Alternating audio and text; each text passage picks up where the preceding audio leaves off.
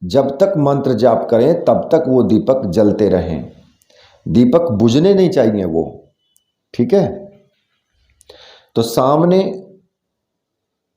थाली में ही, जो कांसे की थाली है, उस थाली में भोजपत्र बिछा दें। ठीक है। जो टुकड़ा है भोजपत्र का उसको बिछा दें और उस पर आपको एक यंत्र आपको बनाना है। अब उस यंत्र को आप या तो कुमकुम से बना लें, या फिर केसर से बना लें, या फिर सिंदूर से बना लें। किसी भी चीज़ से उस यंत्र को आप बना लें। चाहे लकड़ी की कोई भी सलाखा हो, लकड़ी की जो होती है उससे बना लें, या लोहे की कोई सलाखा हो उससे बना लें। ठीक है। और ये जो आपको यंत्र बनाना है वो यंत्र मैं वीडियो में ही दे रहा हूँ। आप वीडियो में ही आप इस यंत्र को देख लेना कि आपको कैसे कैसे ये बनाना है। तो यंत्र का जो चित्र है तो वो मैं वीडियो में दे रहा हूँ, और आप इसको इसी प्रकार से आपको बनाना है ये। और साथ में ही जिधर आपने 11 दीपक तेल के लगाए हैं, धूप बत्ती या अगरबत्ती जो भी आपके पास है वो भी जला दें, पुष्प रख दें। ठीक है। और टीका लगाने के लिए आपको सिर्फ सिंदूर का घोल रखना है। अब आपको क्या करना है कि जब आप भोजपत्र पर उस यंत्र को बना लेंगे तो उसके ऊपर, भोजपत्र के ऊपर आपको जो ताम्रपत्र वाला जो मोहिनी यंत्र है उस यंत्र को भोजपत्र के ऊपर आपको रख देना है। ठीक है। और माला भी वहीं पास में ही रख दें। अब आपको सबसे पहले क्या करना है, सबसे पहले आपको अपने गुरु का पूजन करना है। गुरु का पूजन पुष्प से, और जो सिंदूर का टीका लगाएं उनको, और गुरु जी से आपको मन ही मन आज्ञा लेनी है कि गुरुदेव मैं ये साधना करने जा रहा हूँ, मोहिनी साधना, और इस साधना में मुझे पूर्ण रूप से सफलता मिले, ऐसा मुझे आप आशीर्वाद दीजिए। ठीक है। और कम से कम एक माला गुरु मंत्र का आप जरूर जपेंगे। अब अगर आपने भगवान शिव को गुरु माना है तो उसी प्रकार से आप भगवान शिव से प्रार्थना करेंगे, क्योंकि गुरु तो वो भी हैं आपके। जब वही गुरु हैं तो उनको गुरु मान करके ही आपको साधना करनी है, तो उन्हीं से आपको प्रार्थना भी करनी है। तो उनसे प्रार्थना करें कि गुरुदेव मैं ये साधना करने जा रहा हूँ, इसमें मुझे पूर्ण सफलता मिले, मुझे आशीर्वाद दीजिए, मेरी रक्षा कीजिए। ठीक है। और फिर ओम नमः शिवाय मंत्र का एक माला का जाप जरूर करें। और देखिए ये क्रिया आपको प्रतिदिन ही करनी है, गुरु पूजन भी प्रतिदिन करना है आपको। और इसके बाद जो आप मंत्र जपेंगे, जो सर्वार्थ साधक साबर मंत्र है, उसको आपको 21 बार जरूर जपना है, और ये प्रतिदिन ही आपको करना है इतना काम। तो जो सर्वार्थ साधक साबर मंत्र है उसको जपने की आवश्यकता क्यों पड़ती है, क्योंकि उसको जपने से क्या होता है कि जो जितने भी साबर मंत्र हैं, कोई भी साबर मंत्र की साधना आप करें तो उसको जरूर 21 बार जपना चाहिए। क्योंकि अगर उसको आप 21 बार जप लेते हैं तो मंत्र सरलता से सिद्ध हो जाता है, किसी प्रकार का कोई विघ्न नहीं आता, और मंत्र होता भी पूर्ण रूप से सिद्ध है फिर। ठीक है। तो वो जो सर्वार्थ साधक साबर मंत्र है वो मैं आपको बता देता हूँ, आप उसको नोट कर लेना। ठीक है। मैं लिख करके भी दे दूंगा आपको वीडियो में ही। तो वो इस प्रकार से है, गुरु सठ गुरु सठ, गुरु है वीर, गुरु साहब सुमरो बड़ी भांत, सिंगी टोरो वन कहो मन्नाऊ करतार, सकल गुरुन का हर भजे घट्टा पकर उठ जाग, चेत संभार श्री परमहंस। इस मंत्र को 21 बार जपना है आपको। ठीक है। और ये प्रतिदिन ही जपना है, गुरु मंत्र भी और ये सर्वार्थ साधक साबर मंत्र भी। चाहे आप 5 दिन की साधना पूर्ण करो 5 दिन में, चाहे 11 दिन में साधना पूर्ण करो, चाहे 21 दिन में साधना पूर्ण करो, लेकिन ये जरूर आपको प्रतिदिन ही करना है।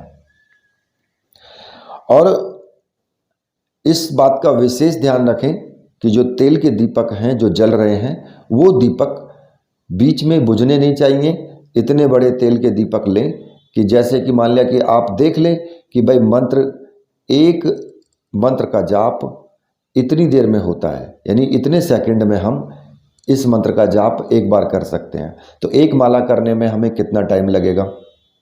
तो इसी प्रकार से 10 माला या 11 माला आप करते हैं तो उसमें कितना टाइम लगेगा? तो उसी के हिसाब से उतने ही बड़े दीपक तेल के रखें कि वो इतनी देर तक जल जाएं, ठीक है। लेकिन अगर फिर भी अगर कोई दीपक में लगे कि भाई तेल कम है, तो उसमें आप तेल डाल सकते हैं। साधना करते हुए ही आप उसमें तेल डाल सकते हैं, तेल बराबर में रख लेना और मंत्र जाप करते रहें। तो उल्टे हाथ से ही थोड़ा सा तेल उसमें डाल दें जिससे कि दीपक बुझे ना। अब आपको क्या करना है कि जो मोहिनी माला है, मोहिनी माला का भी आपको पूजन करना है। वही उसको सिंदूर का टीका लगाना है, पुष्प चढ़ाना है और माला से प्रार्थना करनी है कि हे माला, आप इस साधना में मेरी सहायता करें और बीच में किसी प्रकार का कोई विघ्न उत्पन्न ना हो। तो होगा क्या कि माला आपकी कई बार माला टूट जाती है बीच में, तो माला नहीं टूटेगी बिल्कुल भी, क्योंकि आप माला का भी पूजन करके चल रहे हैं। तो इस प्रकार से आप पूजन करें। अब उसके बाद आपको क्या करना है? उसके बाद आप जो आपकी मोहिनी माला है उसको उठा करके और उससे मंत्र जाप आप शुरू करेंगे। अब जो साबर मंत्र आपको जपना है वो साबर मंत्र मैं आपको बता देता हूं। साबर मंत्र इस प्रकार से है, वो मोहिनी साबर मंत्र जिसको बोलते हैं, ओम नमो अवस्थनी महाराज। तेल का दीपक, घी की जोत, फूलों की माला गले विराजे। आपकी गति कोई न जाने, हाथ पछानूं मुख धोऊं, सुमरूं आपका नाम, निरंतर हमारी लाज रखो। मोहिनी दोहिनी सोहिनी, तीनों बहन आवें, आस मोहूं पास मोहूं, सब संसार में तिलक लगाकर निकलूं, जो देखे वो बंधे। अंजनी के पूत की दुहाई, गुरु गोरखनाथ की दुहाई, मेरी भक्ति गुरु की शक्ति, फुरो मंत्र ईश्वर वाचा। देखिए मंत्र थोड़ा बड़ा है, लेकिन जब ये बिल्कुल आपके कंठस्थ हो जाए, जब आप इसे तीव्रता के साथ में फटाफट जप करने लगें, पहले इसको याद कर लेना, ठीक है। और इस प्रकार से आपको 10 माला प्रतिदिन आप जपें तो 11 दिन में आपकी साधना पूर्ण हो जाएगी।